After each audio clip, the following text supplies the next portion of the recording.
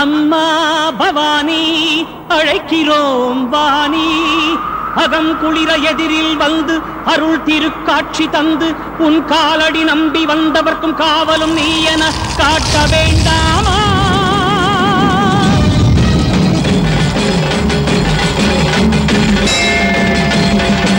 மண்ணை பொன்னென கல்லை கனியென மாற்ற வல்ல மகேஸ்வரி.